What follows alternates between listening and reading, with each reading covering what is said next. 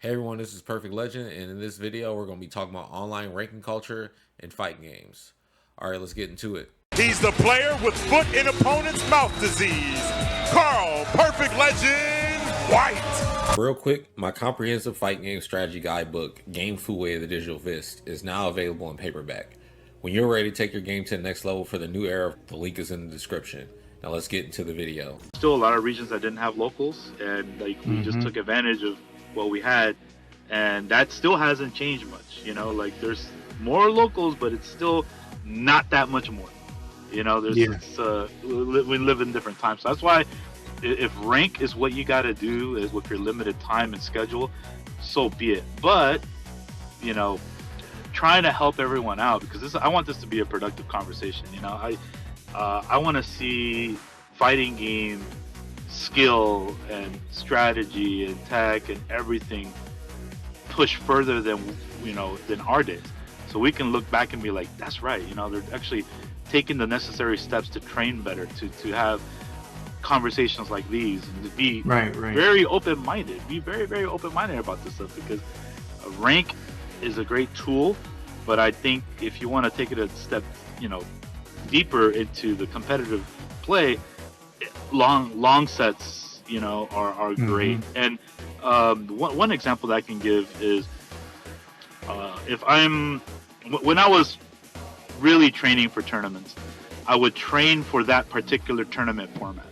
Okay, so say, all right, from this hour to this hour, I'm going to project, if it's like a 256 person tournament, I actually get to the science of it.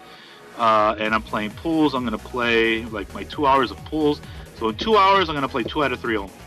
And then when I get into top 16 or top 8, as a 3 out of 5, from this hour to this hour, I'm going to play first of threes. So I take those very seriously, and I actually write down the percentages of win-loss percentage of and which character. It's a science to it. Man, that's you have crazy. to train.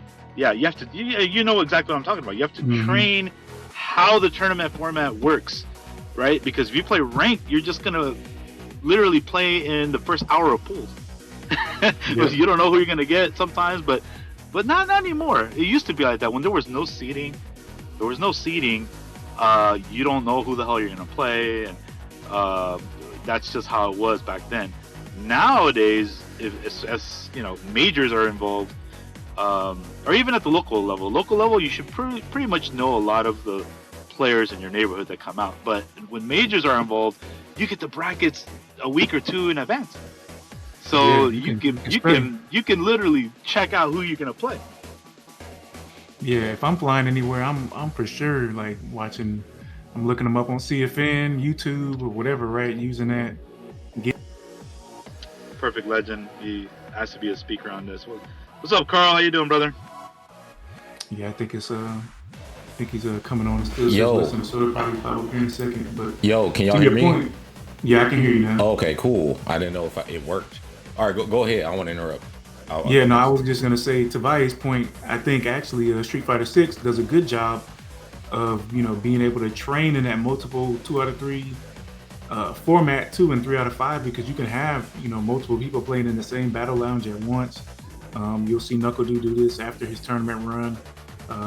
The only person I know, there's like two content creators that I know that do team battles or exhibitions. I know Zaf used to do exhibitions. I don't know if he still does them anymore, but he would do that whole format of playing a match, talking about it, and then playing it some more. But I would like to see more people go into that format, just so people can get an idea of what their thought process is, because you can watch replays, you can watch rank match, but I think the most important thing is understanding what the thought process is while people are playing. Yes, and it's a good segue to the other portion I was going to talk about. It's like outside of the logistics portion of hey, I want to play longer set forms, which is fine. I want to mimic or what the tournament is, and so I can train for it. When you are playing someone in long sets, they're in that battle lounge with you, and if you pause the set or like in between, you can chat in there, or you can go on invite each other on Discord, which you said earlier, Ice, and just talk about it. Like, yo, and don't be embarrassed to do this stuff, because bro, like, the more that you free yourself up, I was like, voicing your frustration on something, the person you're training with can say, yeah, no, I see that, but here's something that can help you with that, and I've seen X and X player do that. That's like super powerful stuff, because otherwise you'd have to look for that in a video. You'd have to go search and search and search. You'd scream out in the void on Twitter, be like, hey, I'm losing to this and whatever. And you kind of feel silly, right? Like, oh, you're kind of showing yourself as vulnerable, right? And you're supposed to be a top player. You're not supposed to show that part, right? I know a lot of people don't like to do it, but then you kind of, in a way, set yourself up as like, is he a top player? Why is he posting this stuff? But when it's in private, dude, you should hear the mini conversation me and Chris T have, like, back in the days. He's like, man, this move is so stupid, it's fucking broken, man. What are you doing? I'm like, dude, you gotta space yourself out. You gotta change your tempo here. It's obvious that you want to do this, and this. And he's all like, really? You can see that? I'm like, dude, like, I see that you're angry, especially when we play together, and I know like what's gonna trigger you. He's like, because I was a hothead back then too. I used to be super mad, right? Because I understand that type of player. See, all of that is really powerful stuff. It's not just, hey, you remember, it's not me telling people to stay away from rank. It's more of like, utilize both. And I just wish one of the features in Street Fighter 6, you know how it says, after you finish the set, you can join the player in a lobby. Right. I think that needs to be like pushed in the middle of the screen. Like a UI should come in the middle of the screen, outside of the little text box, because people just want to like quickly go to the next one, and that you're dismissing it. And I'm guilty of that too. I dismiss so many lobby matches. I look at it and they move the cursor down. And I'm like, whoops! I already removed. Yeah. So I'm like, crap, and even like Bushin style called me out on that. I'm like, at least in the daytime, I don't have much time. Like, right, we were talking about that. I don't have that much time. I gotta do the dad stuff in the daytime, and then I gotta move on. In the nighttime, when she's sleeping, it's game on. We can play till whenever I feel it's too late. So, but I going back to fighting someone from rank into a lobby, a feature I would love Capcom to have would be like some really cool graphic saying, oh, it was a close match, you guys should follow it up on a lobby or something. That way it would kind of show that it was dope, right? You were something to incentivize. Maybe you guys can play for, this is a little gambling, but maybe you guys can play for those drive tickets in an exhibition or something like just would continuously incentivize. Because I understand some people, and I'll get to this topic in a bit, but some people I know understand they don't want to get figured out either. I think that's that's a deeper rabbit hole. I wasn't gonna tweet that. I didn't want my timeline blown up. But yeah, I kind of feel like that's a thing too. That's it's fine. This whole thing is just hoping that we can spread a positive message about expanding your your training regimen, right? And then in addition to this playing long sets, I would go the extra mile and try to attend a local tournament, right? If you're not a veteran in the scene yet, go to a local tournament. So because there's a completely different mindset going there too. People in there are trying to play for reals. They're not testing stuff anymore. They're not just playing casually anymore. They actually spend money to go there. Right. Exactly. They, for the most part, they don't want to get embarrassed. They want to they want to at least go win a couple games, and that might make them happy, whatever the case may be. But for others, they want to win the whole thing.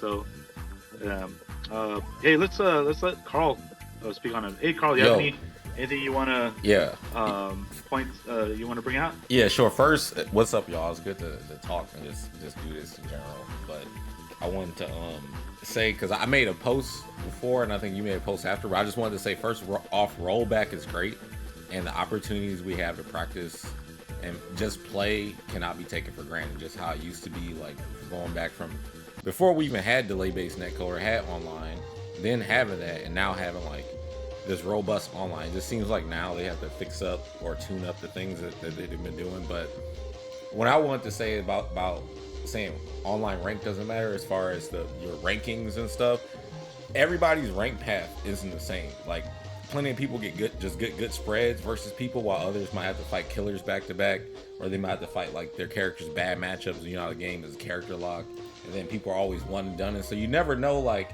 did they really get there? But you obviously can tell, like, the established players, of course they got there legitimately, but definitely use ranked and playing long sets and practice mode collectively to level up, because you want to use rank, because now we have every game is like first to two or something in rank, so you can use that to just tune up your first to two strategy for tournaments.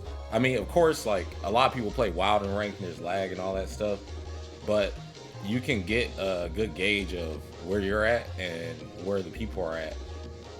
But don't use it as like, all right, that's gospel. Like how I did ranked is how I'm going to do at the tournament, because it's not going to be the same. Yeah, you're right on the money there, but I also would say, like, it's for brand new players, offline scene is very foreign to them. It's just like, it's not even in their, like, they don't even know what that is if they haven't experienced it yet. They see it, they've saw videos of it, and it looks really cool. But as you know how it is, man, when you actually go to one, you don't know who to talk to, right? You're like, that's another thing too. It's like the whole social aspect of it is very foreign. So you kind of try to like be nice and like, hey, do you mind if we play? Like you got to learn all these entry forms to get matches before the tournament starts. And then you got butterflies in your stomach. You're anxious. Like you have to go to the bathroom before your first match. Like all these little things. You're like, oh man, I didn't really prepare for this. And then the mindsets start kicking in. Damn, like I'm starting to hesitate. I play better than this. Like you're doubting yourself. Palms are sweaty. Yeah. Like, yo, this, and if you're planning to go to Evo, if like, man, this is a whole nother thing, dude. So there's so many players I've talked to the past few years that like, oh yeah, this is my first Evo. Actually, this is my first local or live tournament. My first. And the first was at Evo. Dang. Yeah, they got Evo being that, right? And you know how that was. I mean, Evo's been around since 2002. So I mean, not including the B series events, the Battle by the Bay event, but it's been out there for over 20 years, man. It's crazy, right? So, right. And for me to hear that, it's like, okay, I really have to go back and not assume they know what a local tournament is anymore, right? And the online thing, and we're at the age now too where online gaming, a lot of the young players have never been to really a local to get that experience. Here's a great example: Ending Walker, right? Ending Walker just freaking came into the scene, whipped everyone's ass online on Street Fighter V before he went to his first major, and he won that. That's crazy, right? Yeah. So like, right, but it's not that crazy. Now, to us OG players, it's crazy, but to the new gen, they're like, see, you could do that. You don't have to go to the trenches. You don't have to. Man, you guys are just speaking to the air. But bro, like, he's like 1 in a million. Like, yeah, he's exceptional. Like, even the way that Ending Walker just posts his tweets. Yeah, his like mentality, everything. He's really mature and level-headed. Yes. And he speaks from a different perspective too, which a lot of people his age probably aren't grasping. Yeah, exactly. Like love that kid, dude. I love that kid. I love everything about him. Same with Mena, like everything about Mena's him. dope. Like their struggles to get to where they are. You know, like that type of mindset is it's definitely 1 in a million. But yeah, like but the norm, right? If you've never experienced any of this, and you don't have the same struggles that they do, you have different struggles. Going to the trenches with us, it does help. It does help a lot, man. We wouldn't be talking about this if it wasn't true. I know a lot of you guys in here probably experience the same stuff. Slightly different, depends on where you are, but at the end of the day, we feel the same. Yeah, for sure. We definitely do. To your point about the local, I think it's just about also, if you're the experienced player in your scene, just making sure that the space is safe enough for people to want to come up and ask for games, and then making that time, because like you said, for some people they just come out there to learn. But I've read on this app anyway, some people that don't have a great experience. So I always try to create a safer space, or be inviting, not like give unsolicited advice, but like, hey, if they want to play and they ask, I'm not going to turn them down. You know what I'm saying? Yes, most definitely. It's we really have to craft carefully of like how things are perceived, because now it's everything is broadcasted, right? And there are bad apples in every type of community. There's some bad events out there. But there's also some great events and great people, and great competition. So it's just, look, there's a reason why the fighting game community is this old, and fighting games are still being made. It's not because of crappy people. Okay, it's about people that, well, first of all, love just to play fighting games. Second of all, it's for people that have learned for decades now the respect and integrity of fighting game competition, of how you can grow as a player. So I say this all the time. Fighting games is what brings us together, but what makes us stay is the people. Okay, it's definitely the people, because you can only get so good at fighting games. Like there's some people have limits. Obviously, some are always expanding the limits, but for the most part, we can only have so much fun. But man, if it wasn't for like, Mike Watson, John Choi, and like so many other mentors that I've had coming up, I probably would have retired right nearly after the first time I fought Daigo, right? But there was always something there for me to like keep going for a bit, and then eventually evolve into the organization side.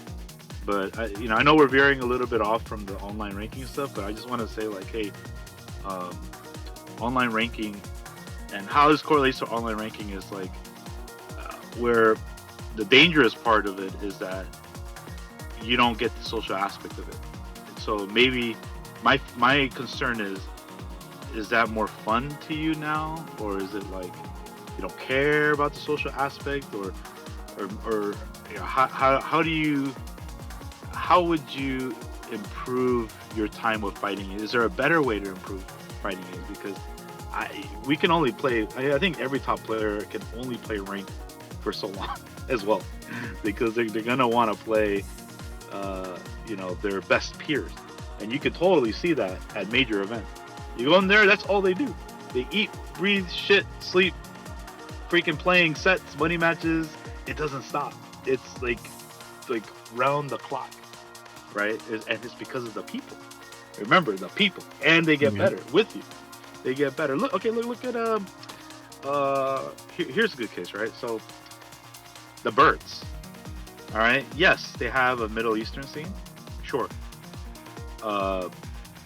But their rankings online doesn't really reflect their skill. They're the best in the world, hands down. Like you can't debate that at all. Those two, hands down, the best in the world.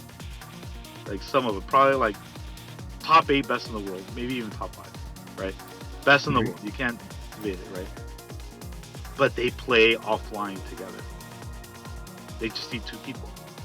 And not to say that that's the only people they play against. Like you've seen them for the past year, especially for Street Fighter 6. They play the world.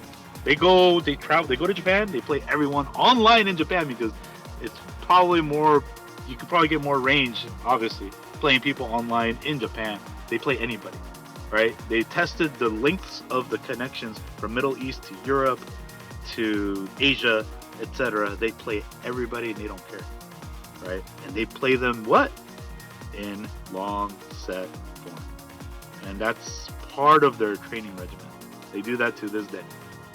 I those are shining examples of people that are players that just take it to that next level. And of course they have experience from other Street Fighter titles, especially Street Fighter 4's tail end, Street Fighter 5. You know, they were both Capcom Cup finalists for so many years, and it still continues to Street Fighter 6. So there's some level of consistency, even though Street Fighter is notorious for changing the whole damn game every new number in the franchise.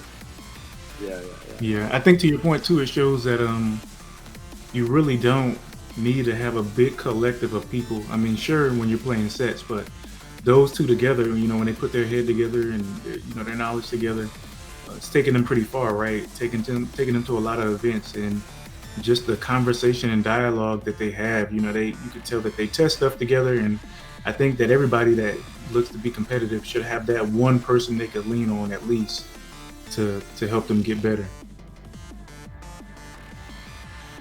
Yes, and I believe in the beginning phases, I always let people know, like, hey, this is what you need to do to actually train. You need to find rivals, and the rivals consist of somebody that's way better than you, slightly better than you, or your level, and then somebody slightly under you, and that way you can toggle to see where you're going. You need some sort of like a skilled direction. Okay, you can't just go into the wild and then just kind of lie to yourself that, oh, I think I'm pretty good now. Like, where are you getting? How do you know this? You'll know this by people that you actually admire and know that they're better than you. And you actually, that person's better than me. I'm gonna work on getting to that level. And then the person that's kind of slightly there, like, all right, what can I do to catch up? I know we're kind of going back and forth a little bit, but there's just I'm just missing a few things. And then the people that's under than you, right? You start getting into the beginning phases of the teaching phase. Teaching is also an important factor in your development in fighting games or anything in life, to be honest. So when you start sharing data, you can also double down on things that you might have missed. And the person that's just learning with you is like, oh yeah, you did talk about this, but what? And then you start opening up their mind, and it's going to consistently challenge you. It's a great feeling. It's great. So, use everything you possibly can. Online ranking, if that's all you can do, I mean, it's, what have you, we're happy that works for you. And you know what, we may see a finalist that's only been playing ranked predominantly over long sets. And those stories are so good, so we don't know yet, right? This is the first time, at least in this era of fighting games, where netcode on like the big games are finally up to par. In getting quality sets in. Long time coming. Long time coming. The older games is really hard. You're like, am I actually winning, or is it like am I taking advantage that I actually can play better than my opponent online? That's kind of out of there now. Like, oh, you only won because it's online, right? Nowadays the results match online. So yeah, that's true. But yeah. Anything else, gentlemen, before I wrap it up, because I gotta get ready to go pick up my kid. No, I don't have anything. I think it's spot on, and I'm glad you did the space because you can't really perceive tone and what you're really trying to say in only like a limited amount of characters. So I think just breaking it down always makes it better. Yeah, I appreciate that, Ice. I know you're, you've been very helpful and positive and productive on what you say on Twitter. And I know there's a lot of people that challenge you and say some crazy stuff, but like you said, they don't understand the tone. You're just trying to get to the point. You play hundreds of matches, which they have no idea what the hell's going on. Right? Oh yeah, so, I keep that. Yeah, I keep that in the back of my mind. I know, and I'm like, man, it's just the internet, so it is what it is. Yeah, it's the internet. Yeah, for sure, right. Yeah, so once they hear your voice, they're like, oh, he doesn't sound like a dick. Yeah, but we've talked a whole bunch, so and like the people that know me and like I've talked to over the years, for sure, they know, man, I'm not coming off like that. But I understand, man. People don't know personalities and stuff, so yeah. For sure. Yeah, thanks for coming on, Ice. For sure, Carl, man. anything? Yeah. Anything? Last words, bro? Yeah, can you hear me? I guess he's. Hello? Oh, there is. Hello? Oh, I think he.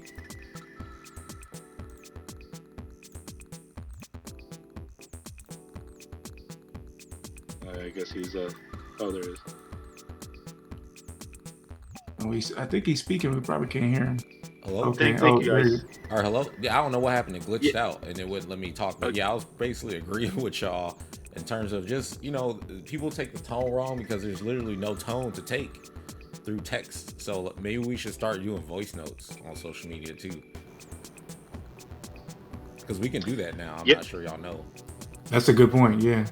I keep forgetting about it. Same.